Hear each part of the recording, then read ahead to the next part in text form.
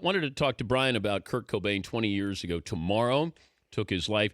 Brian, if you were going to tell a 20-year-old about Kurt Cobain and Nirvana, what would you say? I'd say once upon a time there was a world where it was imaginable that sort of what had once been an indie rock band and its frontman could become as big then as, Miley Cyrus is now, and that it essentially made a world for a few years in which these loud, angry rock bands were the pop stars of, kids and teenagers, and changed the sound of pop music for a while. And that is, I think, the key thing is as I was telling your producer, I never interviewed Kurt. I was 20 years old when he killed himself. But I have talked to Eddie Vedder a whole bunch, and that's kind of my best sense of where their heads were at. And, and it's important to remember is these guys who in no sane universe should have been pop stars were pop stars. They weren't just rock stars, but they were Katy Perry and Miley Cyrus, as crazy as it sounds at that time. How good was the music? I truly believe the music was as good as pretty much any of the great rock bands. It was up there in the absolute top tier of rock. And even of popular music in the 20th century. The thing about Kurt, it's interesting that he really wanted to be seen more as a songwriter. He felt that because of maybe the sort of loudness and aggression of the music, people weren't seeing the songwriting, and he was right, because that was the whole key. Is like the tunes. Like if you listen to Nevermind, like every song was just incredibly written. So, if Kurt Cobain were still alive, would Nirvana still be alive? No way, man. No way. I mean, they might be. I can imagine them reuniting. They'd be reuniting this week at the Rock and Roll Hall of Fame. After, or maybe they had done. They reunited a few years ago. But it's very clear to me that that Nirvana was going to die even if Kurt had stayed alive. He wanted to do something different. He was talking with my magazine. He was telling us that. That he wanted to do an acoustic record with Michael Stipe, and that wasn't just talk. Like he was actually had met with Michael Stipe and was talking about it.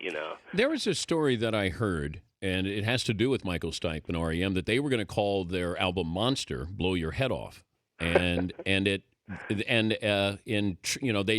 after the sensitivity with Kurt Cobain, they decided that they changed it to "Monster" instead of "Blow Your Head Off."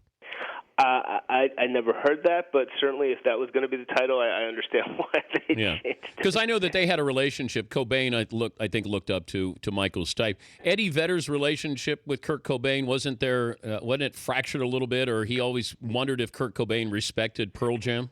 Yeah, he didn't have to wonder too much. Kurt definitely, Kurt did not respect Pearl Jam. But I think Pearl Jam, and I remember this as a kid at the time, Pearl Jam, at least by the time of like 93, 94, Pearl Jam were bigger than Nirvana. There's a lot of revisionist history because of what happened. Yeah. But Pearl Jam were bigger. Pearl Jam were much more palatable. They were just more like traditional rock. There was a lot less screaming. There were guitar solos. There were like tasty guitar solos, but they were just more palatable. And as much as they were fighting the spotlight, they weren't fighting it as much as Nirvana did, and so they were bigger.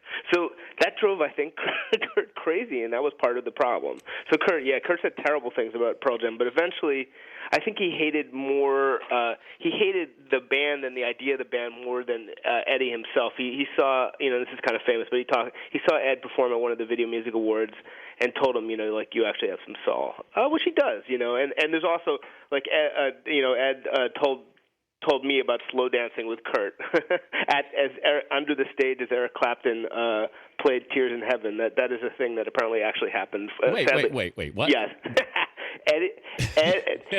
Eddie Vedder and Kurt Cobain apparently slow danced together at whatever year Video Music Award that was, 93, when as Eric Clapton played "Tears in Heaven." Oh my God! And I asked Ed who led, and he said, "That's the thing, man.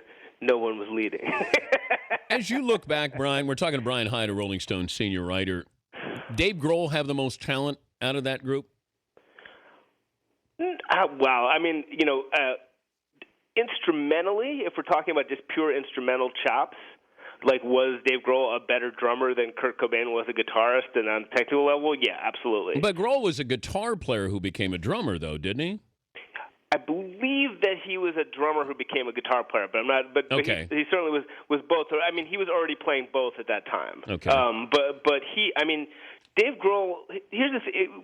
I think Dave Grohl is a very good to great songwriter and frontman and everything. But the thing is, as a drummer, he's like a legend. To me, he's like practically as good as John Bonham. And I think that's part of the thing is you gave this kind of spindly little indie rock underground band who you can hear them on their first album don't sound that powerful. They just sound sort of angry. And you put basically John Bonham on drums.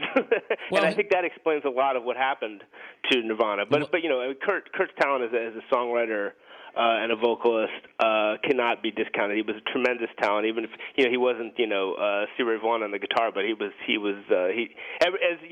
what they used to ask a lot of guitar heroes about Kurt back then, because there still were a lot of like shreddy guitar players, and one of them, I think it was Vernon Reid from Living Colour, said, "Look, man, have you ever heard him miss a note or play a note that he didn't mean to play?"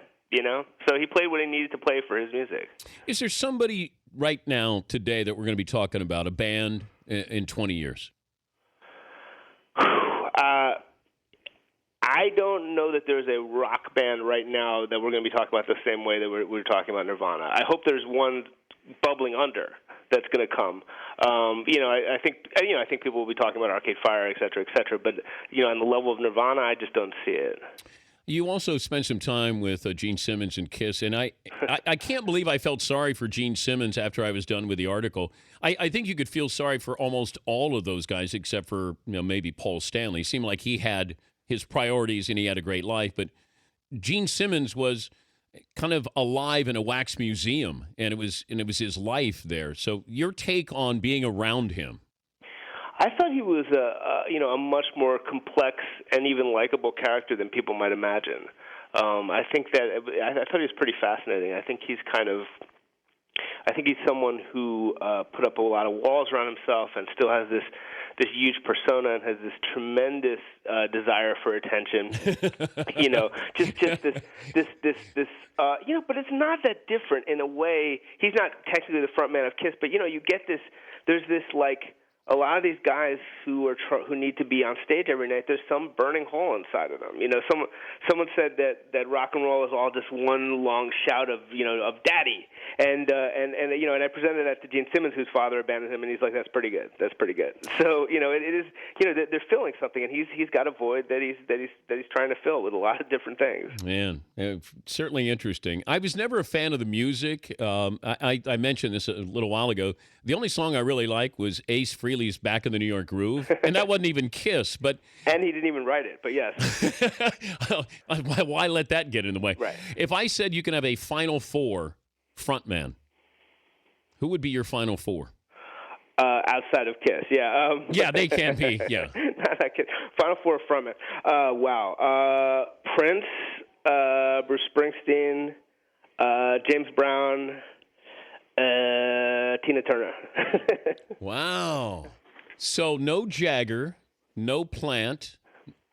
They're probably right. If we go to 6 or 7, we'd get there. Really? So, well, I think okay. it's what jumps to mind. I mean, I've just seen. I think it's some of these people. It's a desire to have seen them more. Jagger's certainly very, very close up there. Do you like Springsteen? I love Springsteen, yeah. But not music-wise, personally. Oh, personally? Yeah. Yeah.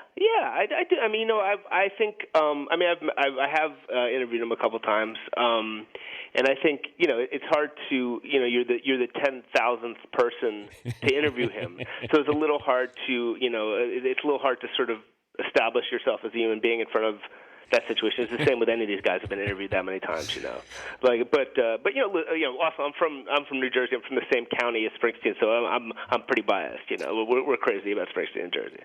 Brian, good to visit with you. Thanks for joining us again. All right, thanks for having me. Appreciate it. Brian Hiatt, Rolling Stone, senior writer.